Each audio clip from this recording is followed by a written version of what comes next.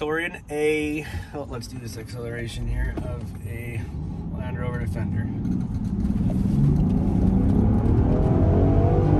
3.7 kilometers, take exit 12 and onto Auto Route 40 Estate. Not bad. It does feel like 73 north towards Saguenay. A bit like a box, doesn't it? A square box. We rented this car last minute. It's a Land Rover Defender 2-door, so it looks like it's kind of smushed in. It's kind of funny, but also looks kind of cool. I've always been curious what they're like. My very first impression when I first got in, I was quite disappointed. The owner of the car, so we rented this over Turo, told me that the passenger seat had malfunctioned, so Leslie here is stuck in a recline mode, which was alright for her because she was sick, but typical Land Rover quality. For this car overall has grown on us. We haven't spent that much time with it. I mean, we drove it 300 kilometers to Quebec City, and now we're driving it about 300 kilometers back to Montreal. The interior, I'm surprised because I'm sure this car, I still don't actually know how much it costs, but I'm sure it's not cheap. Being Land Rover, being the new Defender, people are really excited for the new Defender to come out. There hasn't been a Defender since the old Defenders. So, I was expecting a little bit more, I guess, softer materials used, but then at the same time, I think the idea is always that it's rugged, and because it's meant to be off-roading and dirty and all that kind of stuff, so I think the idea is that it's going to be easier to clean, although this nylon, holy motorcycle just passes extremely fast. I don't know if this nylon would be actually easy to clean if it got dirty with like mud. This is really cool on the doors, with the Allen key bolts, and this is like a harder plastic, but it actually looks pretty nice. I like the wood, but it feels cheap. It's probably not real wood. The gauges, a little bit surprised that they're analog, however, I do like that, and they're actually weirdly half and half, like half analog and then half electric, so I guess that's a gimmicky thing too they were thinking about. Screen, I love how the screen is perfect size. I don't like how some of the new cars have it, like the screen is so giant. Maybe we'll get used to it. Years ago when we drove a Tesla Model S in California, I didn't like how it's just a screen and then almost nothing else. At least the S has gauges in front of you still. I've never driven a Model 3, but we've taken Uber Model 3s a lot over the last few days, and the fact that there's nothing ahead of you in those and it's just all based on the screen, even the turning signals and everything, it's just too basic, pisses me off. I like how they've kind of made it modern, rugged, but not too, I guess we're trying not to make it too luxurious because it's not a Range Rover.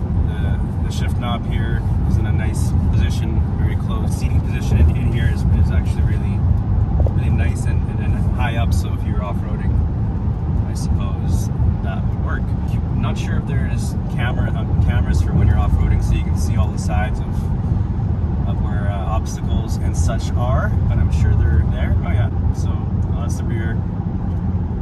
But yeah, I guess that's what you could do if you were off-roading. You can see all these, specific angles of the car.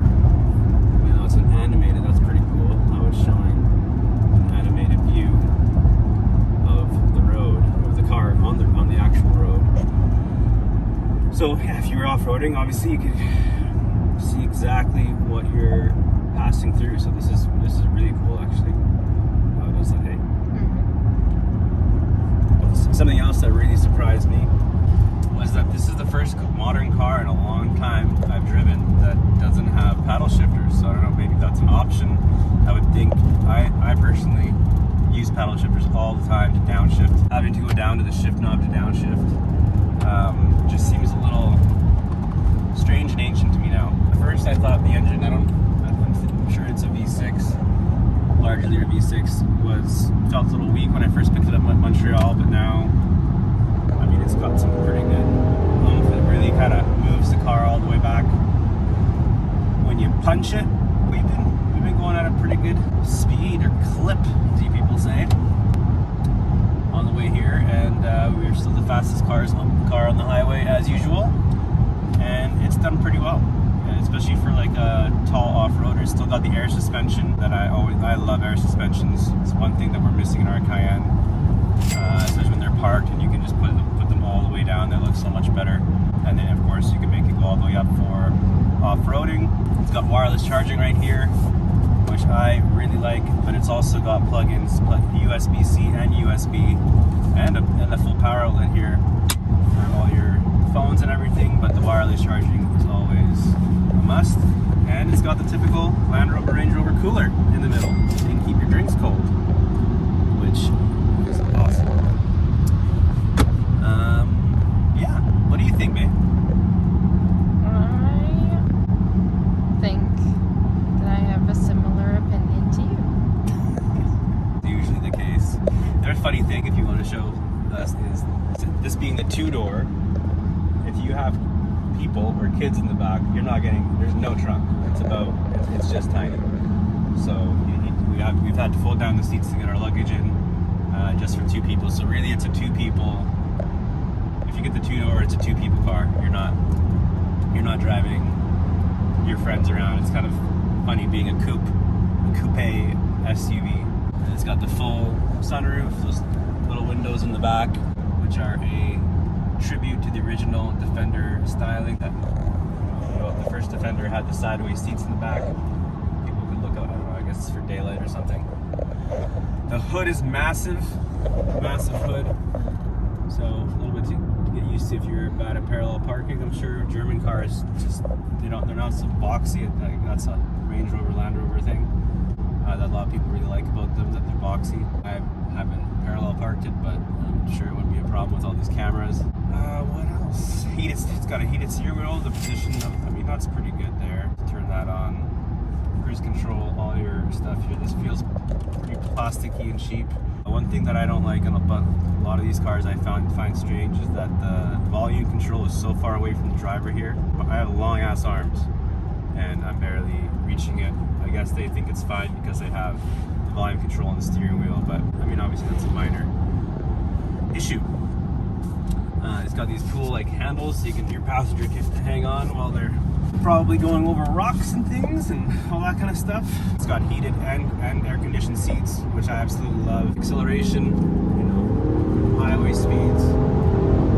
It's actually really, really good. I'm really impressed. The car's really grown on me. I don't really like the seats too much. The seats seem a little bit basic, hey? They don't have very much support. That's the one thing, especially in an off-road car.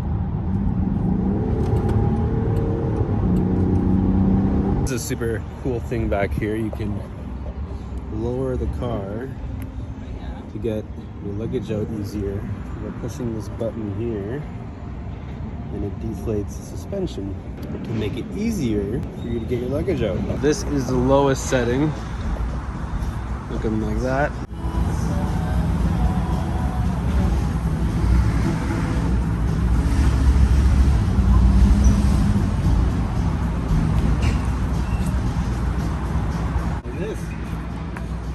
Is the highest setting for when you want to go off-roading. Overall, I'm very impressed with the Defender styling, especially with the longer wheelbase model. They have captured and carried over the classic Defender styling while giving it a modernized look and maintaining the boxy, rugged body shape Land Rover is known for.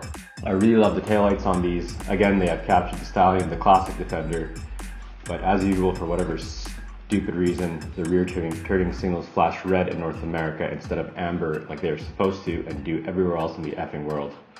A pet peeve of mine that I only seem to care about, but this drives me absolutely insane on European cars in Canada and the States. We originally thought the headlights looked super childish and like they were something out of a cartoon like the Cars movie, but they have since grown on me a lot, and I really think it makes the car look aggressive and mean. The two-door 90 model, despite it being super impractical, I actually really think it's cool that it's offered, and I'm glad they do offer it in order to keep in line with the history of the classic Defender. The V8 model in the 90 must be absolutely insane. Overall, despite some of my issues with the interior quality of the Land Rover Defender, it really ended up growing on me in the time that we had with it. However, I do know that they have some serious main issues, which maybe I'll go over in another video. But for this model, the X-Dynamic SE, a base price of $83,000 Canadian, 62,000 US, and with that build that we were driving when I spec'd it on the US and Canadian Land Rover sites, on the Canadian one it reached $96,000 and the US was $78,000. So for that kind of money, I could think of way better used cars. You could get something pretty sick for 96,000 Canadian and 78,000 US, like a full-size Range Rover, for example, or a Porsche Cayenne GTS or Turbo that are, you know, basically just as capable off-road, but way nicer. So that's all for today, as I gotta get back to my real job. But thank you for watching LifeDrive. If you like this video, please like and subscribe. If you don't.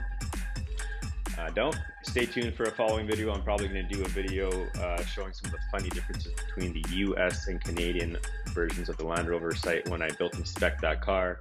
Some things that cost a lot more in the States for some reason, especially if you do the conversion, and just some weird little options that are offered here and not there, even though it's basically the same car. So the North American spec must be pretty identical. So anyway, take care and drive hard.